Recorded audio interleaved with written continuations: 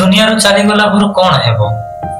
ଗୋଟେ ଦିନ ଏମିତି ହିଁ ମନର ଭାବନା ଆସିଲା, ମୋ ପରେ ଯେଉଁ ଲୋକମାନେ ରହିଯିବେ ସେମାନେ କେତେ ଦିନ ମତେ ମନେ ରଖିବେ? ଭାବୁ ଭାବୁ ଏଇ ପ୍ରଶ୍ନ ଆସିଲା, କଣ ସତରେ ଲୋକ ଯେମିତି କୁହନ୍ତି ସେମିତି ହୁଏ? ପ୍ରକୃତରେ କଣ ମୃତ୍ୟୁର ଜମ ଆସିକି ନେଇଯାଏ? ମୋ ପରେ ମୋ ସାମାନର କଣ ହେବ? ମୋ ଶବକୁ ଜାଳିଦେବେ ନା ପୋତି ଦେବେ? କିଏ କିଏ ସତରେ ମୋ ପାଇଁ କାନ୍ଦିବେ? କିଏ କେବଳ ଦୁଃଖ ପ୍ରକାଶ କରି ଚାଲିଯିବେ? କେତେ ଲୋକ ମୋର ଅସୁବିଧା ଜାଣିପାରିବେ? ମୋ ନମ୍ବର ସେତେବେଳେ ବି ସେଭ୍ ରଖିବେ ନା ଡିଲିଟ୍ କରିଦେବେ?